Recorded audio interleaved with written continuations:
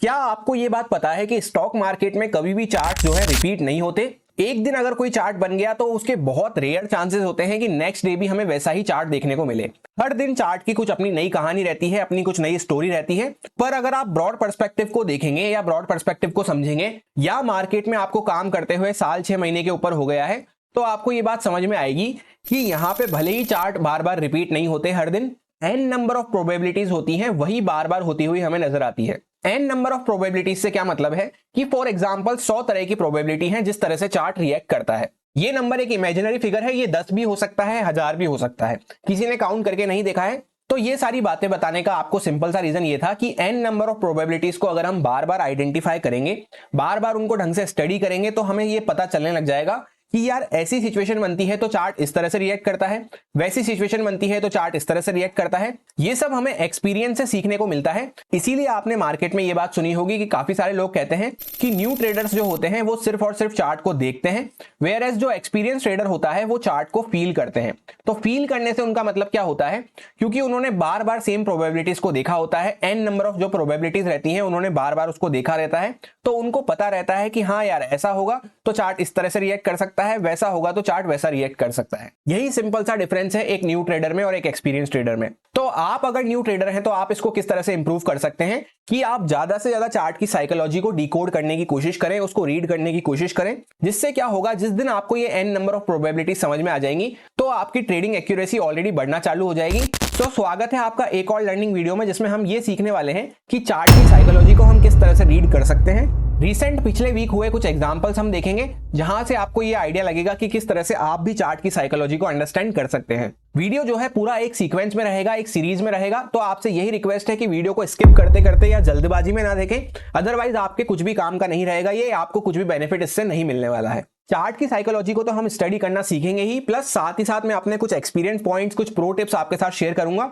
ये सारा हमारा जो भी डिस्कशन रहने वाला है हम करेंगे बैंक निफ्टी के चार्ट पे एंड 5 मिनट टाइम फ्रेम पे। तो जिन लोगों को नहीं पता है उनको बताना चाहता हूं, चार्ट की साइकोलॉजी को स्टडी करने के लिए एक बहुत ही अच्छा हथियार बोल लें आप, बहुत ही अच्छा टूल बोल लें, बहुत ही अच्छी स्ट्रेटेजी बोल लें, वो मैंने आपके साथ कंप्लीटली शेयर कर रखी है, जिसको हम कहते हैं एसएल हंटिंग।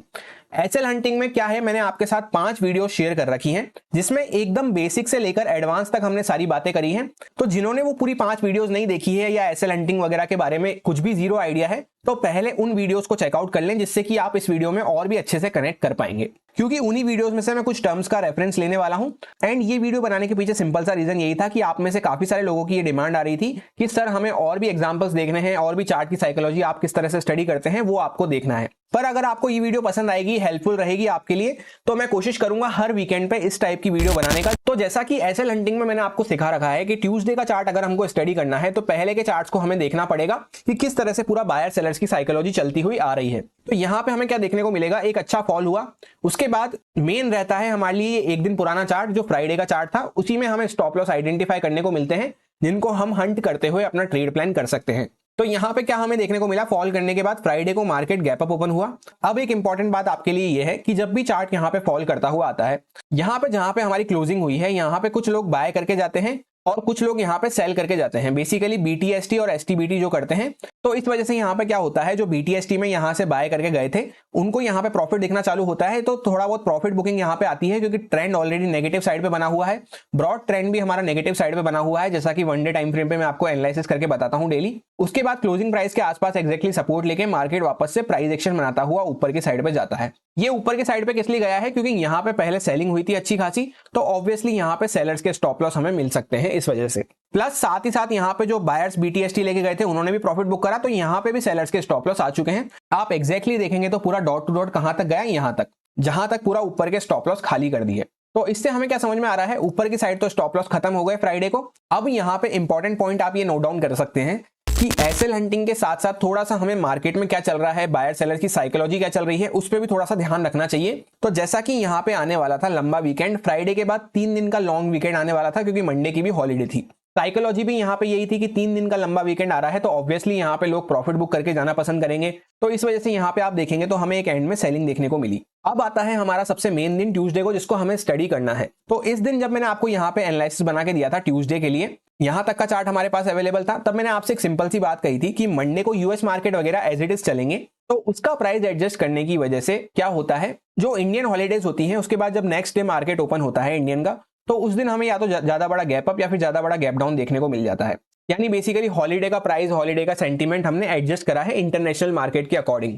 अब आप में से काफी सारे लोगों के मन में एक क्वेश्चन आएगा कि हम ऐसा क्यों करते हैं, क्योंकि भाई यूएस मार्केट वगैरह जो है वहां से जो एफआईआईज वगैरह हैं वो भी हमारे इंडियन मार्केट में इन्वेस्ट करते हैं। बहुत ही रेयर ऐसा होता है कि मार्केट फ्लैट ओपन हो जाए। अगर मैं आपको 1 मिनट टाइम फ्रेम पे करके दिखाऊंगा तो यहाँ पे रेयर वाला केस हुआ कि मार्केट फ्लैट ओपन हो गया, तो उस प्राइस को पूरा एडजस्ट करने के लिए अपने अंदर यहाँ पे पहली ही मिनट की कैंडल आप देख सकते हैं, सिर्फ ये एक टिक के साथ पहले मिनट में भी, मतलब यहाँ मान लीजिए कि 10 सेकंड के अंदर में ही ये कैंडल नीचे आ चुकी थी। तो अब वापस से 5 मिनट टाइम फ्रेम पे हम आ जाते हैं, जब आपको समझ में आएगा ये इमीडिएटली सेलिंग इस वजह से हमें देखने को मिली है। कभी कभी सेंटीमेंट्स एंड साइकोलॉजी की वजह से भी यहाँ पे मोमेंटम हमें देखने को मिल जाते हैं, वो आपको धीरे धीरे एक्सपीरियंस पॉइंट से समझ में आएंगे। जैसा एक एक्सपीरियंस पॉइंट मैंने आपको बता दिया हॉलीडे के रिलेटेड, प्लस ऐसे भी एसएल हंटिंग के नजर से आप देखेंगे तो मोमेंटम फास्ट भले ही हॉलीडे की वजह से हुआ हो, पर यहाँ पे एक दिन पहले भर भर के बायर्स बैठे हुए थे क्योंकि अपसाइड का बहुत अच्छा मोमेंटम हुआ था।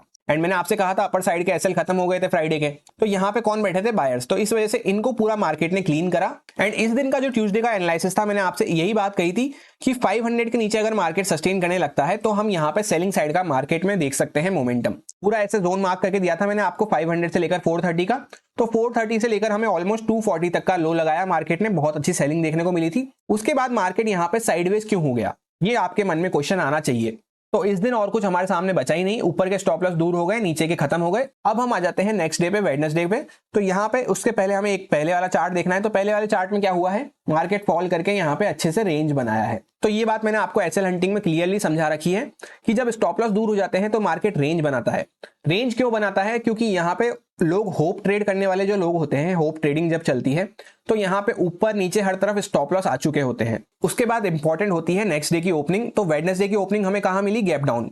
अब इतना बड़ा गैप डाउन जब हमें देखने को मिला तो ऑब्वियसली यहाँ पे खतरे में कौन आ गया, जो बाय करके यहाँ पे बैठे थे। तो सेलर्स तो ऑलरेडी प्रॉफिट में बने हुए हैं। खतरे में कौन आया है, बायर्स आए हैं एंड उनके स्टॉप लॉस आए हैं। तो जैसे ही गैप डाउन मिला उनकी तरफ से पैनिक में अपनी पोजीशन कट डाउन होती है। एक साथ जब सारे बायर्स अपनी पोजीशन कट डाउन करते हैं तो यहाँ पे और फर्दर हमें एक्सटेंडेड मोमेंटम देखने को मिलता है डाउन साइड का। और जब हम यहाँ पे, मैंने अपनी पोजीशन एग्जिट करी थी तभी आपको टेलीग्राम पे मैसेज करके भी बताया था कि इसके बाद मार्केट पूरा साइडवेज हो जाएगा, नए स्टॉप लॉस क्रिएट करने के लिए जिगजैग वॉलेटिलिटी क्रिएट करेगा। एंड वही होता हुआ हमें यहाँ पे नजर आया। तो ट्रेडिंग की साइकोलॉजी में मेन पॉइंट यही आता है कि 3 ऑप्शन हमारे सामने रहते हैं, या तो हम सेल कर सकते हैं, या तो हम बाय कर सकते हैं, या फिर शांति से हम न्यूट्रल माइंडसेट से बैठ सकते हैं, वेट एंड वॉच कर सकते हैं। लोग जनरली क्या करते हैं, या तो सेलिंग अपॉर्चुनिटी ढूंढते रहेंगे या फिर बाइंग अपॉर्चुनिटी ढूंढते रहेंगे, पर ये तीसरी चीज को वो इग्नोर कर देते हैं कि कब हमें शांति से बैठना है जिससे कि हम ट्रैप ना हो। नो डाउट अगर आप स्कैल्पर हैं तो आप कहीं पे भी ट्रेड लें, वो आपका अलग मैटर हो जाता है। अब हम आ जाते हैं थर्सडे वाले दिन पे। तो उसके लिए हमें क्या देखना होगा, यहाँ पे वेडनेसडे का चार्ट देखना होगा जो हमारे पास अवेलेबल होगा।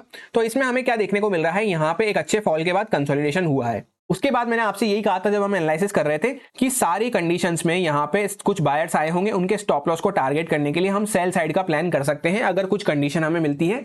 सिर्फ और सिर्फ एक कंडीशन हमारे सामने ऐसी निकल के आने वाली है जहां पे ज्यादा बड़ा गैप अप खुलेगा, तो यहाँ पे कुछ सेलर्स वगैरह के स्टॉप लॉस होंगे जिन्होंने यहाँ पे फ्रेश सेल किया है, या जो पहले से भी होल्ड करके बैठे होंगे, उनमें से भी कुछ लोग यहाँ पे ट्रेल कर रखे होंगे, कुछ लोग यहाँ पे ट्रेल कर दिए होंगे। तो यहाँ पे बेसिकली सेलर्स के स्टॉप लॉस हमें मिल जाएंगे। प्लस उसी एनालिसिस में मैंने आपसे ये भी कहा था कि यहाँ पे मार्केट पहले वॉलिटिलिटी क्रिएट कर सकता है, फिर छोटा मोटा बाइंग मोमेंटम हमें देखने को मिल सकता है। इसके पीछे का सिंपल सा रीजन ये था क्योंकि यहाँ पे ज्यादा स्टॉप लॉसेस अवेलेबल नहीं थे। मैक्सिमम स्टॉप लॉसेस तो यहीं पे कट चुके थे सेलर्स के, जो लोग यहाँ पे प्रॉफिट बुक करके गए थे उसमें थोड़े बहुत स्टॉप लॉसेस अवेलेबल दिख रहे थे यहाँ पे। ये आपको धीरे धीरे एक्सपीरियंस से समझ में आ जाएगा कि कहाँ पे ज्यादा स्टॉप लॉस मिलते हैं, कहाँ पे कम स्टॉप लॉस मिलते हैं। ज्यादा स्टॉप लॉस क्यों नहीं है, क्योंकि यहाँ पे अच्छा प्रॉफिट दिखा, उसके बाद मार्केट में यहाँ पे साइडवेज हुआ तो लोगों ने ट्रेल कर लिया होगा, उसके बाद दोबारा नेक्स्ट डे अच्छा प्रॉफिट दिख के फिर इतना बड़ा फॉल दिख रहा है। तो सेलर्स को भी ये बात पता है कि यार हमारा पेट भर चुका है, इतना ज्यादा मोमेंटम हो चुका है ऑलरेडी, तो हम ये नहीं सोच सकते कि मार्केट गिरता ही जाएगा। तो वो यहाँ पे हर जगह बुक करना अपना पसंद करते हैं। एंड स्पेशली जब यहाँ पे गैप अप खुला होगा तो सबने ही यहाँ पे पोजीशन बुक करी होगी अपनी, जिस वजह से यहाँ पे डायरेक्टली ज्यादा स्टॉप लॉसेस अवेलेबल नहीं थे। एंड एनालिसिस में आप क्लियर कट जाके चेकआउट कर सकते हैं। अभी मैं आपसे डिस्कस नहीं कर रहा, एनालिसिस में ही कहा था मैंने आपसे कि मार्केट वॉलिटिलिटी क्रिएट करके थोड़ा बहुत यहाँ पे बाइंग साइड का मोमेंटम दिखा सकता है। तो यहाँ पे वॉलिटिलिटी क्रिएट करके यहाँ पे हल्का सा जो ये फेक मूव दिया है, ये इस वजह से दिया गया है कि यहाँ पे और सेलर्स के स्टॉप लॉस आ जाएं। अगर आपको ध्यान से याद हो तो 135 के आसपास का यहाँ पे मैंने इंपॉर्टेंट लेवल भी आपको मार्क करके दिया था। डॉट 135 के लेवल पे मार्केट सपोर्ट लेके यहाँ पे कंसोलिडेट करना चालू किया। उसके बाद जैसे ही इस कंसोलिडेशन के ऊपर निकला तब यहाँ पे मैंने पर्सनली बाय किया था। उसके बाद ये बहुत अच्छा मोमेंटम मुझे देखने को मिला। एंड अब यहाँ पे मैंने क्यों बुक कर दिया एग्जैक्टली उसके पीछे का सिंपल सा रीजन है कि यहाँ पे ये क्लोजिंग प्राइस का रेजिस्टेंस आ रहा है। इस पॉइंट को भी हमेशा नोट डाउन कर लें कि अगर हम कहीं दूर से गिरते हुए आ रहे हैं तो क्लोजिंग प्राइस पे हमें सपोर्ट देखने को मिलेगा ही मिलेगा। सिमिलरली अगर हम कहीं दूर से बढ़ते हुए आ रहे हैं तो क्लोजिंग प्राइस पे हमें रेजिस्टेंस देखने को मिलेगा ही मिलेगा। वही हमें यहाँ पे होता हुआ नजर आया। डॉट यहाँ पे मैंने लेवल भी आपको मार्क करके दे रखा था, उस पे ही मार्केट ने टच करके वापस से यहाँ पे सेलिंग दिखाना स्टार्ट कर दिया। अब वापस से यहाँ पे सेलिंग क्यों दिखाना स्टार्ट कर दिया उसके पीछे का सिंपल सा रीजन ये है, पहले तो यहाँ पे सेलर्स के स्टॉप लॉस खत्म हो चुके हैं, जो थोड़े बहुत यहाँ के सेलर्स थे वो भी यहाँ पे एग्जिट करके जा चुके हैं, तो अपर साइड पे डायरेक्टली स्टॉप लॉस बचे नहीं, क्लोजिंग प्राइस का रेजिस्टेंस आ रहा है।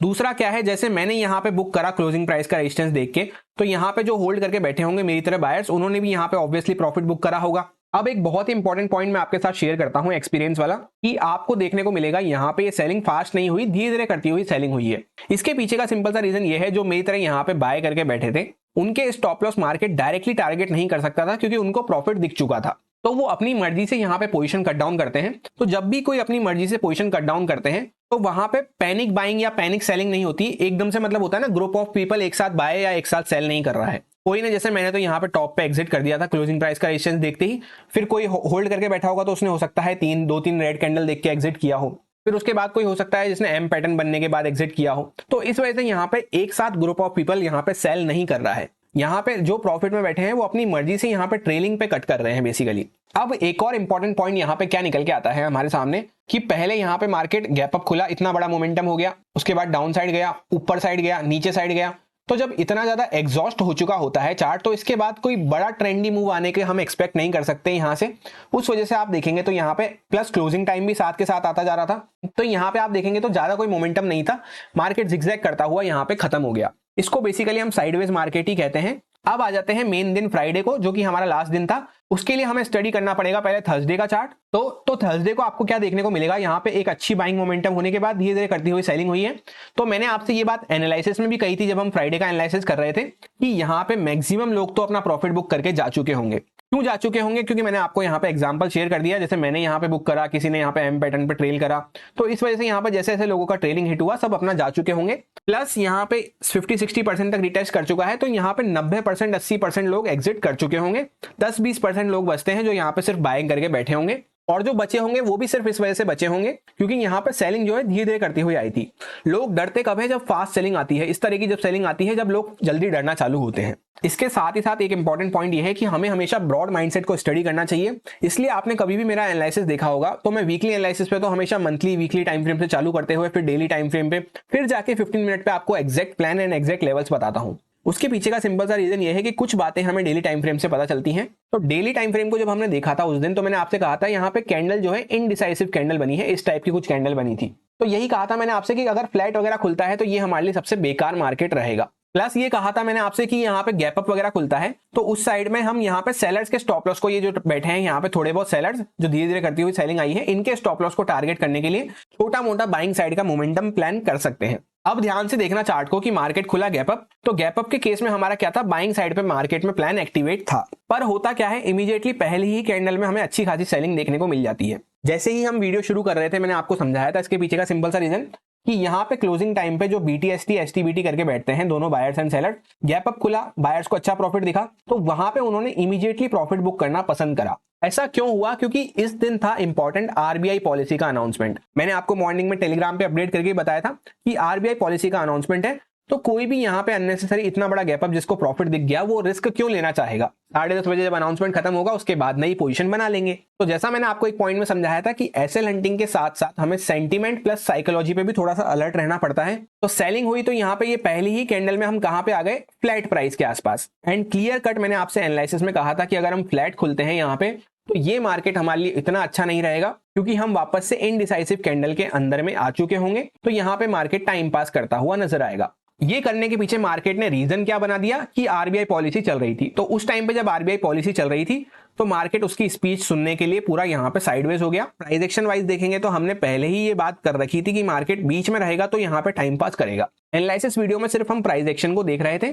तो ये पॉइंट आप ध्यान में रख सकते हैं कि भले ही आपको इवेंट वगैरह न्यूज वगैरह नहीं पता हो, पर सिर्फ और सिर्फ आप पॉइंट्स पे ध्यान रखेंगे, प्राइस एक्शन पॉइंट्स पे, साइकोलॉजी को रीड करना सीखेंगे, चार्ट को फील करना सीखेंगे, तो भी आपके लिए बहुत है वो। प्लान हमारा पहले से ही बाइंग साइड पे एक्टिवेट था और यहाँ पे बढ़िया ये कैंडल मिल गई तो और यहाँ पे सेलिंग के स्टॉप लॉस आगे होंगे, क्योंकि ये जो बायर्स ने प्रॉफिट बुक करा तो उन्होंने एट दी एंड करा क्या है, सेलिंग ही करी जब एग्जिट करा है, तो उनके भी स्टॉप लॉस यहाँ पे आ गए, प्लस ये पहले के स्टॉप लॉस थे ही सही।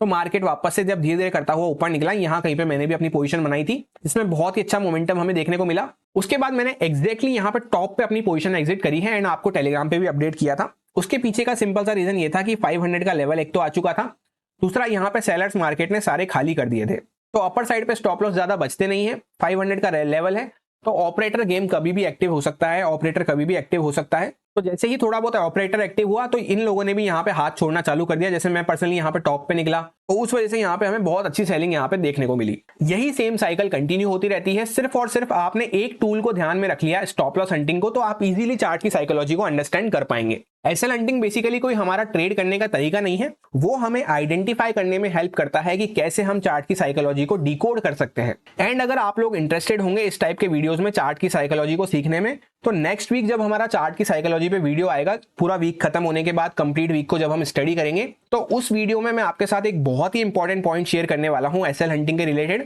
जो हमारा कंप्लीट सीरीज के दौरान रह गया था। मैंने आपसे कहा था कभी कभी 10 में से 2-3 बार ऐसा होता है कि हमें देखने को मिलता है कि यार चार्ट में एक साइड पे स्टॉप लॉस नहीं है, लेट सपोज अपर साइड पे स्टॉप लॉस नहीं है, फिर भी उस साइड पे चार्ट मूव करे जा रहा है। वो किस वजह से करता है, क्या उसके पीछे की साइकोलॉजी रहती है, वो सब मैं आपके साथ शेयर करने वाला हूं। इसके रिलेटेड मेरे को एक पर्सन का कमेंट भी आया था, तो बेसिकली जो नेक्स्ट वीडियो रहेगा उसमें मैं आपके सारे क्वेश्चंस को पिक कर लूंगा, जो जेन्युइन क्वेश्चंस रहेंगे, जेन्युइन क्वेरीज रहेगी आपकी, उसका मैं आंसर करने की कोशिश करूंगा। तो नेक्स्ट वीडियो में हम चार्ट की साइकोलॉजी को तो स्टडी करेंगे ही साथ वो एक Q&A टाइप की वीडियो हो जाएगा, जिसमें क्वेश्चंस मैं आपके पिक करूंगा इस वीडियो के नीचे कमेंट से। तो जो भी आपकी क्वेरीज वगैरह हैं, डाउट वगैरह हैं, या कुछ आपको समझ में नहीं आया है स्टॉप लॉस हंटिंग में, तो जैसे इन भाई ने कमेंट करा वैसे आप भी कमेंट करके पूछ सकते हैं इसी वीडियो के नीचे। इसी वीडियो के नीचे से मैं सारे कमेंट पिक करने वाला हूं। एंड इससे पहले कि हम वीडियो एंड करें, ट्यूसडे या फिर वेडनेसडे में से एक दिन में आपको एक बहुत ही इंपॉर्टेंट वीडियो मिलने वाली है। कंप्लीट मार्केट साइकिल किस तरह से परफॉर्म करती है, किस तरह से हम ट्रेंड ट्रेडिंग कर सकते हैं, बेसिकली ये आपके बहुत ही काम आएगा स्मार्ट मनी कंसेप्ट को सीखने में, क्योंकि वो सीरीज वापस से हम ये वाली जो वीडियो आएगी इसके बाद हम वापस से उसको रिज्यूम करने वाले हैं, जिसमें आपको मार्केट साइकिल को समझना बहुत जरूरी रहेगा। स्पेशली ट्रेंड ट्रेडिंग कैसे होती है, ट्रेंड चेंज कैसे होता है, वो सब आपको समझना बहुत जरूरी रहेगा। तो चैनल पे नए हो तो ज्वाइन कर लो, काफी सारा पावर पैक कंटेंट आने वाला है बैक टू बैक। मिलते हैं किसी और वीडियो में। Thank you.